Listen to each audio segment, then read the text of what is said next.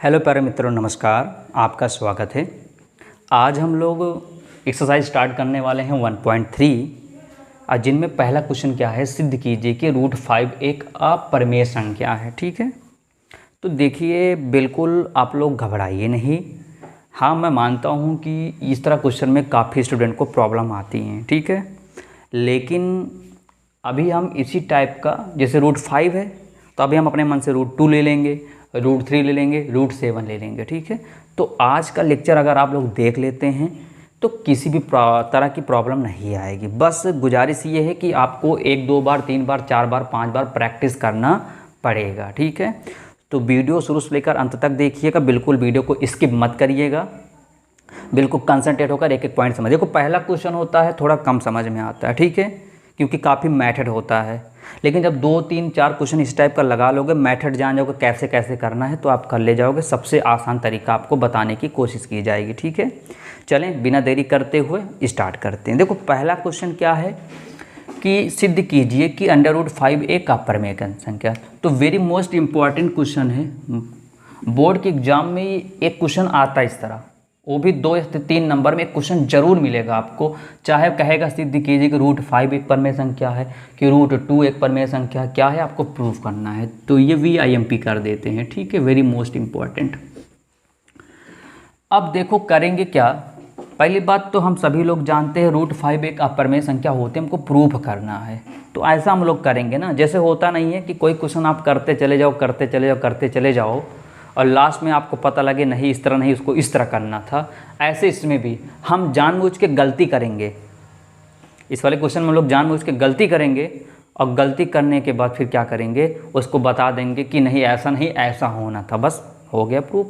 चले देखो step by step करना, ठीक है, बिल्कुल करो। तो मैं यहाँ पर सबसे पहले करता हूँ, यहाँ पर ध्यान दीजिएगा, अच्छे समझिएगा।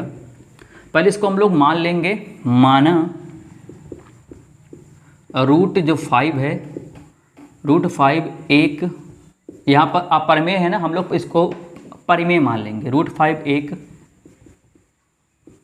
परिमेय संख्या है। ठीक है, माना √5 एक क्या है, परिमेय संख्या है। पहला स्टेप हो गया, समझो, एक स्टेप फॉलो करो, फिर से दूसरा क्वेश्चन, फिर तीसरा क्वेश्चन, आपको ऑटोमेटिक आ जाएगा। ठीक, तो यहाँ पर लिख लेंगे √5 बराबर P/Q। P/Q लिखा गया क्योंकि P/Q क्या बोलते हैं हम लोग, परिमेय संख्या बोलते हैं। क्लियर हो गया। अब सुनो ध्यान से, यहाँ पर अपरिमेय तभी आएगा जब इनका जो LCM आएगा, इनका जो HCF आएगा वो कितना आना चाहिए, 1। सुनो ध्यान से, अपरिमेय तभी आएगा जब P तथा Q का HCF कितना होना चाहिए, 1 होगा, तभी वो अपरिमेय होगा, वरना नहीं होगा। अगर HCF 1 के अलावा कुछ भी मिल जाएगा तो तुरंत क्या बोलोगे, अपरिमेय बोल दोगे। बात समझ में आए। अगर HCF 1 आएगा तो परिमेय होगा, वरना परिमेय नहीं होगा। बात समझ में आए। यानी अभी P और Q का HCF क्या है, अभी बताएंगे। P और Q का HCF कितना निकलेगा।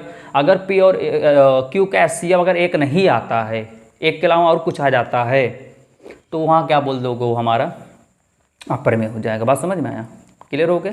अभी बताते हैं इसका सिस्टम क्या है, उसका परेशान मत हो, अगर लिखना लिखो हटा दो, कोई प्रॉब्लम नहीं है। ठीक है, अब देखो, अब यहाँ पर करेंगे क्या, लिखेंगे दोनों पक्षों का वर्ग करने पर, दोनों पक्षों का वर्ग करने, वर्ग कर देते हैं। तो √5 का स्क्वायर बराबर ये हो जाएगा P² हो जाएगा Q²। ठीक है, यहाँ √5 का स्क्वायर किया गया तो P² देखो √5 के स्क्वायर करोगे तो केवल 5 बचेगा, यहाँ P² बचा, यहाँ पर Q² बचा। ठीक है, तो मैं यहाँ पर आपको स्टेप बाय स्टेप लिखते हुए करता था। ये स्टेप 1 हो गया, स्टेप 2 हो गया। ठीक है, क्या किया गया, √5 को P/Q माना गया क्योंकि परिमेय को हम लोग P/Q कहते हैं। ठीक, इसका वर्ग किया गया, √5 का वर्ग करोगे 5 आएगा, ये P² आया। क्लियर है। अब एक काम करेंगे, Q² को यहाँ भेज देंगे, 5 को यहाँ भेज देंगे। ठीक है, तो ये नीचे भाग में, ऊपर आया गुणा में, ये 5 गुणा नीचे आएगा भाग में, तो हो गया Q² बराबर P²/5। अब यहीं पर आपको समझना है, देखो ध्यान से, पी स्क्वायर 5 से पी स्क्वायर विभाज्य है, पी स्क्वायर क्या है 5 से विभाज्य है, तो क्या पी 5 से विभाज्य नहीं होगा? नहीं समझे, इधर देखो, इसी को समझना है बस, इस समझ के समझ में आ जाएगा। पी स्क्वायर अपॉन 5 है ना, तो अगर पी स्क्वायर 5 से क्या है 5 से विभाज्य है, तो क्या पी 5 से विभाज्य नहीं होगा? इसका मतलब क्या हो? इसका मतलब ये, मान लो पी के जगह में मान लेते हो 25 ले लिया, सॉरी 5 ले लिया, पी कितना ले लिया 5 ले लिया, तो पी की जगह मैं लिख दूंगा 5 गुणे 5 अब बटे 5। बात समझ में आ रहा है? देखो समझो अच्छे से, फिर समझो। इस पी के जगह तो मैंने कितना मान लिया 5। अगर पी स्क्वायर 5 को काट रहा है, तो मान लो मैं पी की जगह कितना ले लिया 5 ले लिया, तो अगर मैं 5 का स्क्वायर करूँ तो पी स्क्वायर है ना, 5 का स्क्वायर कितना आएगा 25, तो 25 50 25, क्या 5 काटा नहीं 25 को काटा ना, 5 बार आया ना। अगर मैं पी स्क्वायर जगह में केवल पी 5 लिख दूँ और नीचे कितना है 5 है, 5 भी तो काट देगा, 5 का नाम 5। नहीं समझे? जैसे इधर देखो, जैसे पी स्क्वायर बटे कितना 3 है, अगर पी स्क्वायर 3 से क्या है विभाज्य, विभाज्य मतलब इनको काट दे रहा है, तो क्या पी अकेला होता तो क्या इनको ना काटता? यानी अगर पी स्क्वायर में 9 ले लेता, मतलब पी की जगह में 3 लेता हूँ, तो 3 का स्क्वायर 9 आ जाएगा। तो क्या 3 त्रिक का 9, 3 कटा नहीं, 9 कटा नहीं, कट गया 9 ना। लेकिन अगर मैं इसी जगह पे पी स्क्वायर को मैं कितना 3 लिख दूँ और बटे कितना है 3 है, 3 का नाम 3, तब भी तो कटा। कहने का मतलब ये है कि जो आप पी की वैल्यू लोगे, जो आप पी की वैल्यू लोगे, अगर उसका स्क्वायर करोगे तब भी नीचे वाला काट देगा, अगर स्क्वायर नहीं कर तो तब भी काट देगा। भाई अगर मैं यहाँ पर लिखता हूँ पी स्क्वायर बटे 4 लिखता हूँ, तो अगर 4 पी स्क्वायर को काट सकता है, तो जो पी की वैल्यू होगी क्या उसको 4 नहीं काट पाए? मान लो पी में कितना मान लेता हूँ मैं, मान लो पी कितना मान लेता हूँ 4 मान लेता हूँ, जहाँ पर पी मैं 4 रखता हूँ, तो 4 के स्क्वायर बटे 4, तो 4 चौको 16 बटे 4, तो 4 चौको 16, 4 काट दिया ना। अगर मैं 4 के स्क्वायर नहीं करता हूँ, केवल पी की जगह में 4 लिखता हूँ, नीचे कितना है 4 है, 4 एक अन्नम 4, तब भी तो कटा 1 आया। यहाँ तक बात समझ में आ गई क्या? यहाँ तक बात समझ में आ गया सबको?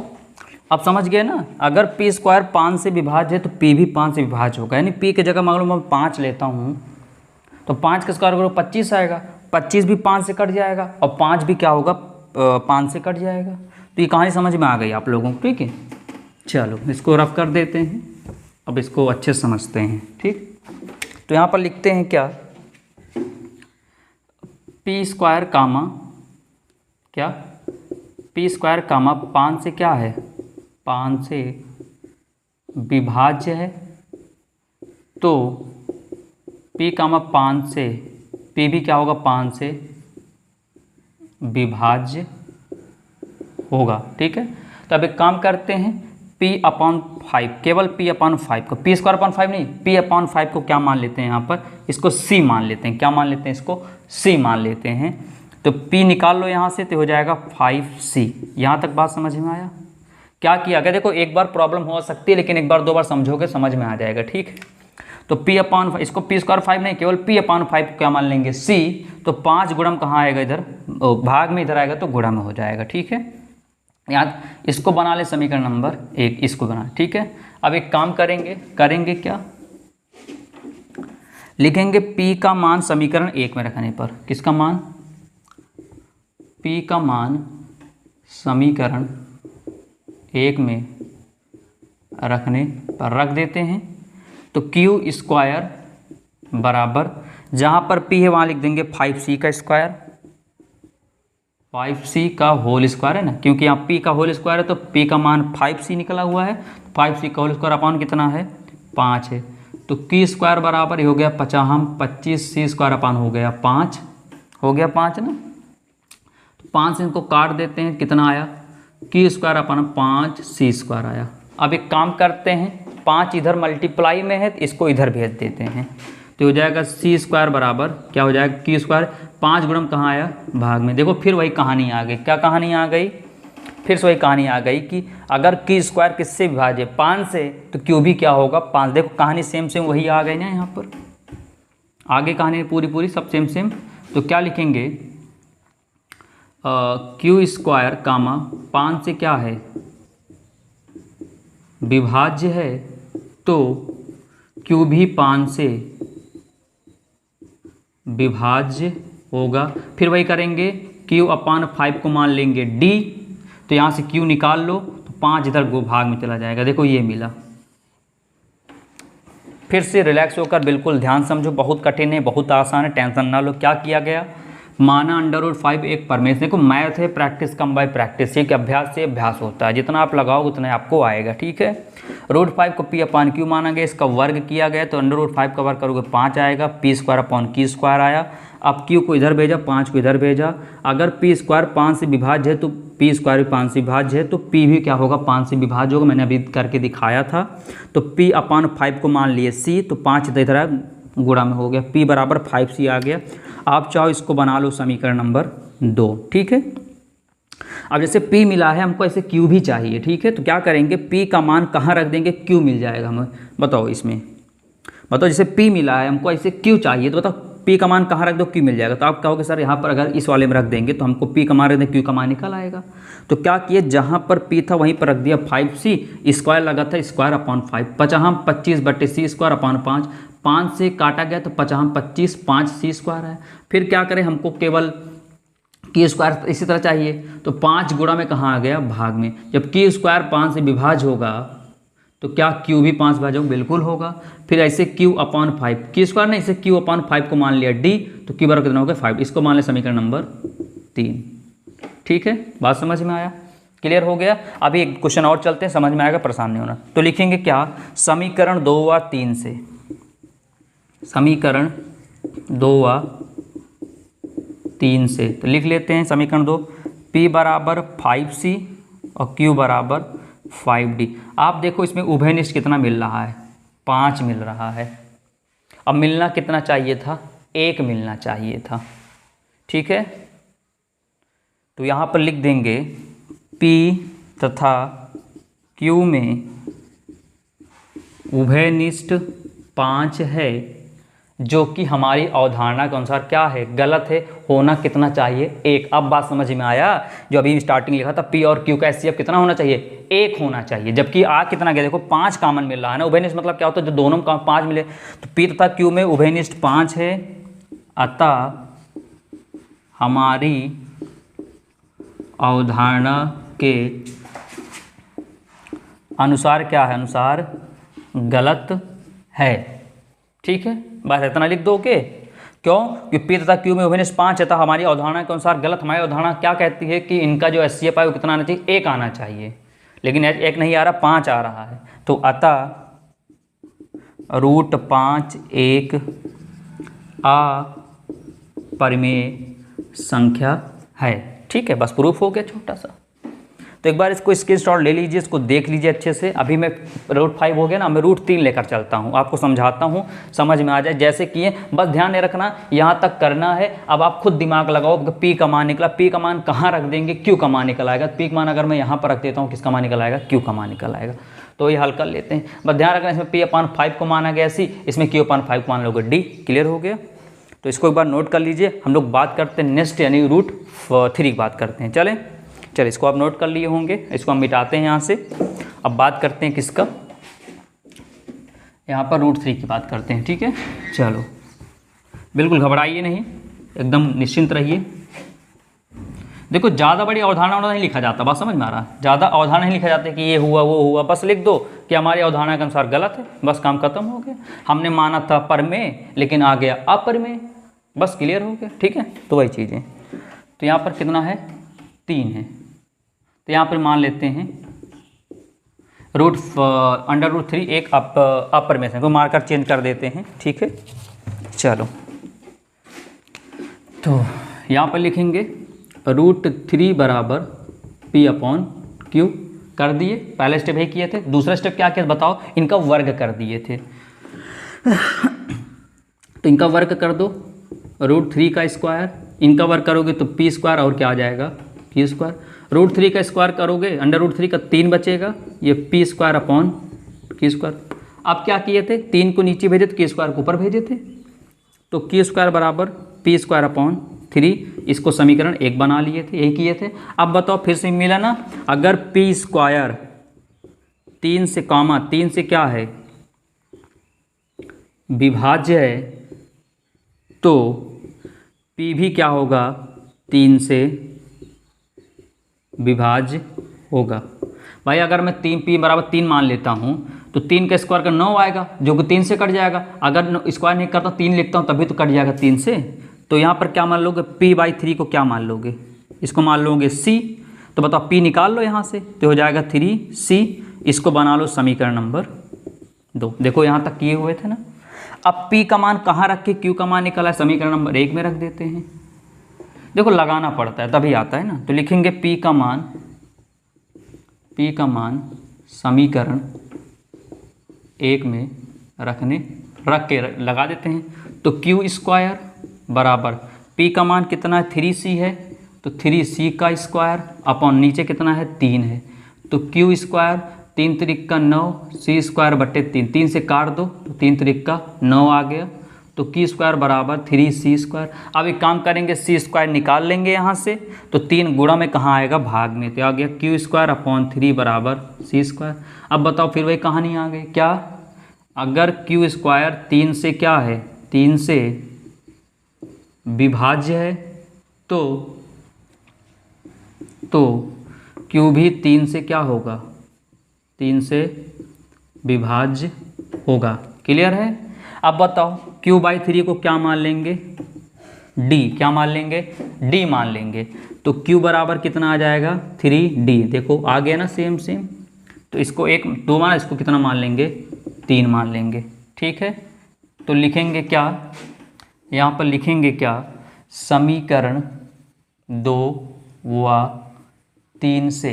तो क्या लिखेंगे, p बराबर 3c और q बराबर 3d। तो आप देखो फिर से उभयनिष्ठ क्या मिल गया, उभयनिष्ठ मिल गया 3, जबकि मिलना कितना चाहिए था 1। तो लिखेंगे p तथा q में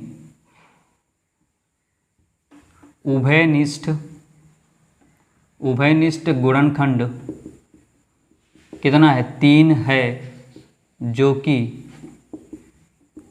कि हमारी अवधारणा के अनुसार क्या है, गलत है। यानी होना कितना चाहिए, लिख सकते हो आगे आप कुछ भी भाषा लिख सकते हो। क्या p तथा q में उभयनिष्ठ गुणनखंड 3 है, जो कि इनका HCF 1 होना चाहिए, जो कि हमारी अवधारणा के अनुसार गलत है या विरुद्ध है। ठीक है। अतः √3 एक क्या है, अपरिमेय संख्या है। देखो स्टूडेंट को ये भाषा लिखने में प्रॉब्लम, इसलिए आपको आसान भाषा एकदम लिखवा रहे हैं ताकि कोई दिक्कत ना हो। ठीक है, कोई प्रॉब्लम हो तो समझ में आ गया, क्लियर हो गया। एक ठोर देख ले हम लोग, चलो √2 का देख लेते हैं। ठीक है, आइए इसको स्क्रीनशॉट ले लीजिए इसका एक बार अच्छे से, तो ले लिए होंगे। ठीक है, वीडियो को रोक कर इसकी क्वालिटी बढ़ाकर आप स्क्रीनशॉट ले सकते हैं। ठीक है, ताकि अक्षर आपको क्लियर दिखे। तो आओ हम लोग देख लेते हैं, √3 हो गया। अब ऐसे ही √2 देख लेते हैं, किसका देख लेते हैं, √2 का भी देख लेते हैं। ठीक है, अब उम्मीद है कि आपको अब आ रहा होगा। ठीक है, तो यहाँ पर 3 की जगह 2 लिख लेते हैं। ठीक, यहाँ पर 2 लिख देते हैं। ठीक, तो यहाँ भी कैसे करेंगे, √2 को मान लेंगे कितना, p/q मान लेंगे। अब क्या कर देंगे, दोनों पक्षों का क्या करने पर, वर्ग करने पर। तो √2 का होल स्क्वायर बराबर p² अपॉन, अरे जब इसका होल स्क्वायर करोगे तो p² की स्क्वायर ही तो आएगा। तो यहाँ कितना आया, इसका 2 आ गया, तो p² अपॉन q² आया। अब क्या किए थे, आगे बता सकते हो, बिल्कुल बता सकते हैं। इसको ऊपर इसको नीचे कर दिए थे, तो यहाँ से q² आ गया, तो p² अपॉन 2 हो गया। इसको समीकरण नंबर 1 बना। अब बताओ यदि p² 2 से क्या, चूँकि p² 2 से क्या है, विभाज्य है, तो p भी 2 से क्या होगा, विभाज्य होगा। तो यहाँ पर लिख देते हैं, क्या लिखते हैं, p/2। अब p² नहीं, p/2 मतलब केवल p/2 कितना मान लेंगे हम लोग, c मान लेंगे। क्यों मान लेंगे, देखो इसको मानते क्यों, समझ जाओ, नहीं जानते होगे इसलिए इसे मानते हैं, क्योंकि जब p² 2 से विभाज्य, p भी 2 से विभाज्य होगा तो आपको कुछ ना कुछ तो शेषफल मिलेगा ही ना, तो वही लिखा जाता है यहाँ पर। बात समझ में आए, यानी जब भाग दोगे तो आपको कुछ ना कुछ तो मिलेगा ना, वही को हम लोग c मान लेते हैं। जैसे यहाँ पर अगर मैं 3/3 लिखता हूँ, 3 × 3 कितना आया, 1 आया ना, तो कुछ ना कुछ मिला ना, तो वही लिखा जाता है जब P/2 से जब भाग देते हो कुछ ना कुछ मिलता है, तो वही हम मान लेते हैं अपना तरफ से C मान लेते हैं। ठीक है, आप कुछ भी मानो, C, D, E, F, G, H कुछ भी मानो, ऐसा नहीं कि यही मानो। बात समझ में आया? अब यहाँ से एक P निकाल लो, तो गुणा कहाँ जाएगा, भाग में कहाँ जाएगा, गुणा में। इसको समीकरण बना लो 2। अब बताओ P का मान कहाँ रख दें कि Q का मान निकल आए, तो समीकरण P का मान रख दोगे तो Q का मान निकल आएगा। तो यहाँ पर लिखते हैं P का मान समीकरण किस में रखने पर, 1 में रखने पर, 1 में रखने पर रख देते हैं 1 में। तो चलो Q² बराबर P का मान कितना है 2C है, तो 2C का स्क्वायर अपॉन कितना हो गया अपना 2 है, 2 लिखा। तो Q² को ब्रैकेट ओपन करो, 2 दूना 4, ये C² अपॉन 2, 2 से कट जाएगा तो 2 दूना 4 आ जाएगा। तो Q² बराबर 2C²। अब क्या करेंगे, 2 को इधर भेज दो, Q² अपॉन 2 बराबर C²। अब बताओ लिखोगे Q² 2 से क्या है, 2 से विभाज्य है, तो Q/2 Q 2 से भी क्या होगा, विभाज्य होगा। अब बताओ जब Q 2 से, इसमें भी तो कुछ शेषफल मिले, अगर मैं Q को मान लो Q को 2 से भाग देना, कुछ ना कुछ तो शेषफल मिलेगा, इसलिए हम उसको क्या मान लेते हैं, शेषफल जो कुछ मिलता है हम लोग क्या मान लेते हैं, उसको D मान लेते हैं। क्या मान लेते हैं, इसको D मान लिया। अब बताओ Q निकाल लो, 2 गुणम कहाँ आएगा, वो भाग में कहाँ आ जाएगा, गुणम में आ जाएगा। समीकरण कितना हो गया, 3 हो गया। अब तो समझ में आ ही गया होगा भाई, यहाँ पर अब चाहे √7 दे दें, चाहे रूट कुछ भी दे दें, जिसका वर्ग नहीं हो सकता केवल वही देंगे। बस √4 नहीं देंगे, √4 किसका होता, 2 का होता, पहले से प्रमेय है, उसको प्रूफ ही नहीं करना। बात समझ में आया? तो अब क्या लिखेंगे, लिखेंगे समीकरण 2 व 3 से, समीकरण 2 व 3 से। तो P कितना है, P बराबर कितना है 2C और Q बराबर कितना है 2D। अब बताओ यहाँ पर उभयनिष्ठ कितना मिला, गुणनखंड 2 मिला, जबकि मिलना कितना चाहिए था, 1 मिलना चाहिए था। यहाँ पर कितना आ गया, 2 आ गया। तो लिखेंगे P तथा Q में, P तथा Q में उभयनिष्ठ गुणनखंड 3 है, जबकि होना कितना चाहिए था, 1 होना चाहिए था। 3 है, जो कि हमारी अवधारणा के अनुसार क्या है, गलत है, अतः √2 एक अप्रमेय है। ठीक है, क्या है, अप्रमेय संख्या है। तो आई होप आपको समझ में आ गया होगा क्या क्या किया गया। बस एक बार अच्छे से देखना, देखो एक बार में नहीं आता तो वीडियो कम से कम 2-4 बार देख लोगे, गारंटी के साथ कहते हैं आपको अच्छे तरीके से लाजवाब समझ में आ जाए, कहीं प्रॉब्लम नहीं आएगी। ठीक है, तो अब हम लोग नेक्स्ट लेक्चर में बात करेंगे इसके अगले वाले क्वेश्चन। अब आप आज्ञा दीजिए, यहाँ पर आपको अच्छे समझ में आया होगा, कहीं पर प्रॉब्लम नहीं होगी, तो हम यहाँ से अब आगे चर्चा करेंगे नेक्स्ट लेक्चर में। ठीक है, जहाँ पर हम लोग इस तरह सीख लिए, अब कुछ अलग टाइप का जो अप्रमेय आता है उसको कैसे करते हैं हम लोग उसको सीखेंगे। ठीक है, तो अब नेक्स्ट लेक्चर में बात करेंगे, तब तक के लिए नमस्कार।